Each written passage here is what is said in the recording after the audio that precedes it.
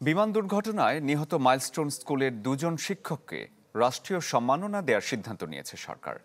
সকালে প্রধান উপদেষ্টার কার্যালয়ে উপদেষ্টা পরিষদের বৈঠকে এই সিদ্ধান্ত নেওয়া হয়। বৈঠকে উপদেষ্টা পরিষদ সিদ্ধান্ত নেয় স্থানীয় সরকার নির্বাচনে থাকছে না দলীয় প্রতীক।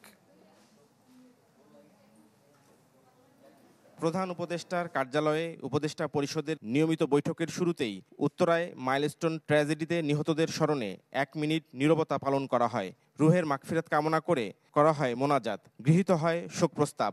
একই সাথে নিহত 2 স্কুল শিক্ষক মাহারিন চৌধুরী এবং মাসুকা বেগমকে রাষ্ট্রীয় সম্মাননা দেওয়ার সিদ্ধান্ত হয়েছে।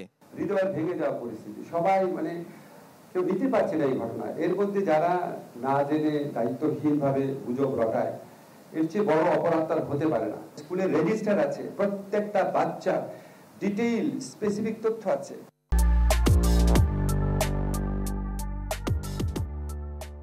উপদেষ্টা পরিষদে এছাড়াও স্থানীয় সরকার নির্বাচনে দলীয় প্রতীক বাদ দেওয়ার সিদ্ধান্ত হয়। ফলে দলীয় প্রতীকে স্থানীয় সরকার নির্বাচনে অংশগ্রহণ করার আর কোনো সুযোগ নেই।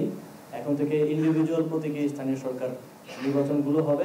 প্রেস সচিব জানান, সরকারি কর্মকর্তা কর্মচারীদের নতুন বেতন কাঠামো নির্ধারণে পে কমিশন গঠন করেছে সরকার। বেতনের যে অ্যাডজাস্টমেন্ট সেটা এখনো ঠিকমতো হয়নি, সেই জন্য গভর্নমেন্ট মনে করেছে যে একটা পে স্কেল হওয়া উচিত এবং এই পে স্কেলটা নেতৃত্ব করবেন ডক্টর জাকির আহমেদ খান। উনি ফর্মার ফিনান্স সেক্রেটারি ছিলেন। আইন উপদেষ্টা জানান, এখন থেকে কাউকে গ্রেপ্তার করতে হলে আইন শৃঙ্খলা বাহিনীর পরিচয় নিশ্চিত করতে হবে। সেই সাথে 12 ঘন্টার মধ্যে জানাতে হবে নিকটাত্মীয় আর আইনজীবীকে। নাফিউল ইসলাম লিংকন, চ্যানেল 24, ঢাকা।